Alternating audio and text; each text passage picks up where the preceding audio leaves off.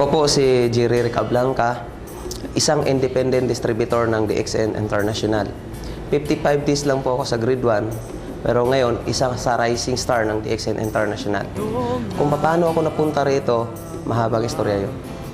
5 taong gulang pa lang ako noon namatay yung papa ko. Yung mama ko naman, nag-asawa agad. Inapi ako ng stepfather ko, so walang magawa yung mama ko kasi mahal niya rin yung stepfather ko. Diba? Nung 9 na taong gulang pa lang ako, lumayas na ako. At dito ako napunta sa Maynila. Dito sa Maynila, namasukan ako bilang isang katulong, tagalinis ng plato, tagalinis ng bahay. So, binigyan ako ng amo ko ng 50 pesos kada buwan na sweldo. Paglipas ng mga isang taon, so nabigyan ako ng pagkakataon na bumalik sa Negros. Nung nasa Negros naman ako, ang trabaho ko naman noon, tagadilig ng halaman, tsaka tagalinis ng kulungan ng baboy. So, ang sweldo ko noon, mga 120 pesos ang isang buwan. Nung nasa South Cotabato ako, helper ako ng isang shop. Taga-abot lang ng welding rod. Hanggang sa dumating yung time na naging vulcanizer din ako. So, pagkatapos ng naging vulcanizer, kumbaga mas malaki pa yung gulong kaysa sa katawan ko, lumipat ako, nanghas ako na maging pahinanti. So, noon pa man, pinilit ko talagang gawin lahat dahil nasa pakalaki talaga yung pangarap ko sa buhay. Napunta naman ako sa Bungtod, Tagus, Surigao del Sur. Ang trabaho ko naman doon, taga-feeder ng sugpo. So, ang sweldo ko, 800 pesos na isang buwan. Ngayon, 19 years old na ako noon nang nadiscover ako ng isang technician na hindi pala ako marunong magsulat, magbasa. Naawa siya, tinuruan niya akong magsulat ng pangalan, apelido. So, pinagtiyagaan niya ako sa loob ng 6 na buwan hanggang sa natuto. So, sa kauna-unahang pagkakataon sa buong buhay ko, doon ko palang natutunan at malaman kung paano magsulat ng pangalan ko at saka apelido. So, magmula noon, nagkalakas loob ako na pumunta ng Maynila. Kasi alam ko wala akong pera noon. Wala pa rin akong matitirhan. Pero naniniwala ko sa sarili ko na ang success sa isang tao ay hinahanap yan. Sabi nga doon sa libro na basa ko, ang success is not destiny, it's a journey. Pero hindi pala ganun kadali yun. Nung pagpunta ko dito sa Maynila, nung maghanap na ako ng trabaho, napakahirap palang mag-apply dito pag wala kang pinag-aralan.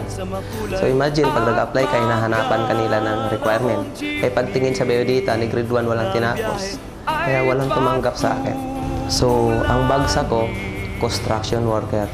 Dahil wala na akong ibang mapuntahang trabaho, kundi yun lang. So doon, alam kong napakahirap yun at hindi bagay sa katawan ko. Pero yun lang ang trabaho na tatanggap sa akin. Kaya umabot din ako ng mga 7 taon. Pero kahit nandun ako sa construction, nanghas pa rin akong mag-apply ng ibang trabaho para baguhin naman yung estilo ng buhay ko kasi napakahirap talaga.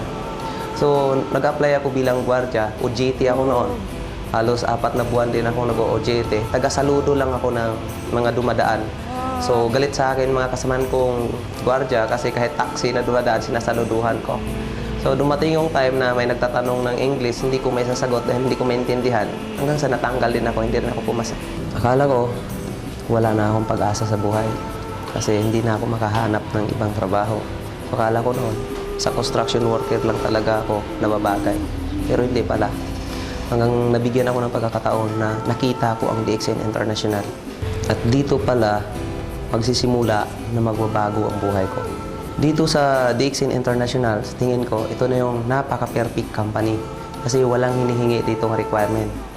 May pinag-aralan ka man o wala. Mahirap ka man, mayaman ka man.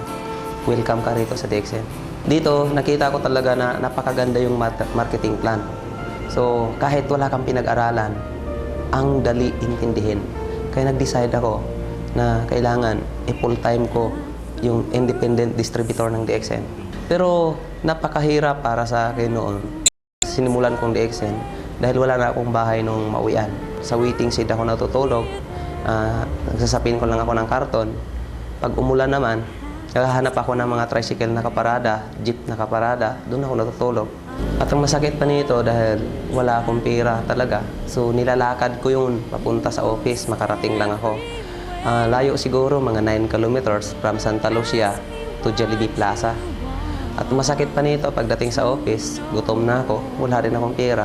Nilalakasan ko loob ko, tatayo ako sa cashier. Manghihiram ako ng 2 piso ng mga bumibili roon.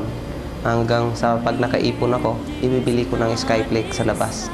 Doon naman sa maintenance ko, ang ginagawa ko noon, alas 5 pa lang ng madaling araw, lumalabas na ako.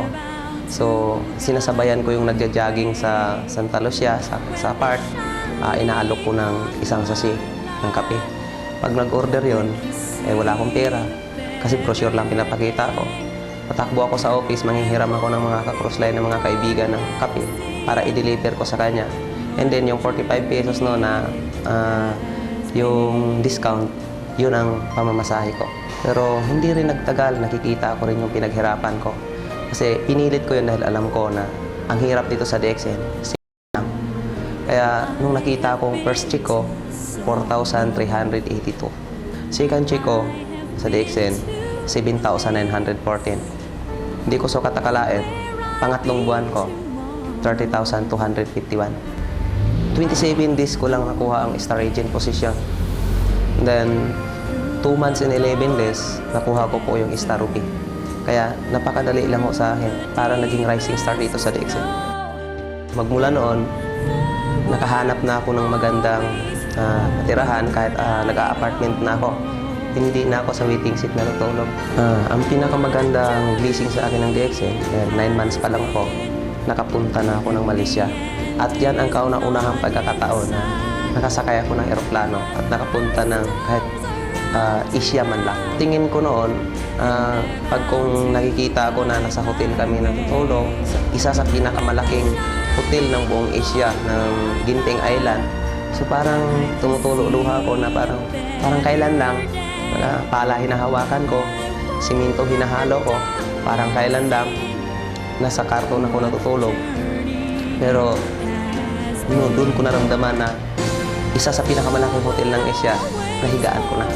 Sa buhay ng isang tao, dapat masipag ka, matyaga ka. So, ang swerte ko kasi nakita ko ang DXN. So, ang sipag ko doon sa construction, inilipat ko lang dito sa DXN. At dito ko nakikita na napakalaking bunga nung sipag na ininvest ko sa DXN.